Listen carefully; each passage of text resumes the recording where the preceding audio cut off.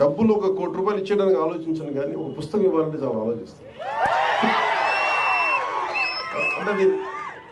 అంటే పుస్తకాన్ని ఇవ్వాలి అంటే నిజంగా నా సంపదను ఇచ్చేసి, అంటే నా కర్ణుడి కవచకుండలాలు ఎలా కోసేస్తే బాధపడుతుందో నాకు తెలియదు, కానీ నా పుస్తకం ఇవ్వాలంటే మటుకు చాలా కింద మీద పడిపోతాను. ఇవ్వాలి అవుతుంది. అందుకని ఏంటంటే కొంతమంది అడిగినప్పుడు, ఈవెన్ నా పిల్లలు అడిగినప్పుడు కూడా వాళ్ళకి కావాలని ఇంకో కాపీ కొనిచ్చిస్తాను తప్ప నా పుస్తకాలు ఇవ్వడానికి ఇబ్బంది పడతాను. అంత మమకారం నాకు పుస్తకాలు.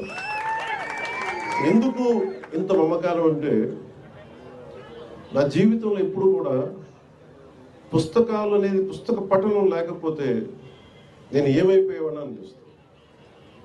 నేను ఇంటర్వ్యూని కూడా ఎందుకు మధ్యలో ఆపేశానంటే, చదువుకోలేక కాదు, మార్క్స్ తెచ్చుకోలేక కాదు, బాగా చదివేవాడిని. కానీ ఎందుకంటే నేను కోరుకుంటున్న చదువు పుస్తకాల్లో లేదు, క్లాస్ రూమ్లో లేదు.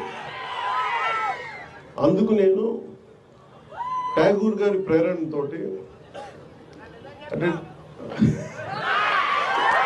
రవీంద్రనాథ్ ఠాగూర్ స్కూల్కి వెళ్ళకుండా ఇంట్లోనే కూర్చొని నేర్చుకున్నారంటే, అది నేను కూడా ప్రేరణ తీసుకొని ఆయనలాగే చెట్లు చేమలు మొక్కలు చూస్తాం. మా దగ్గరికి అంత లగ్జరీ లేదు, పెద్ద ఉద్యానవనాలు లేవు.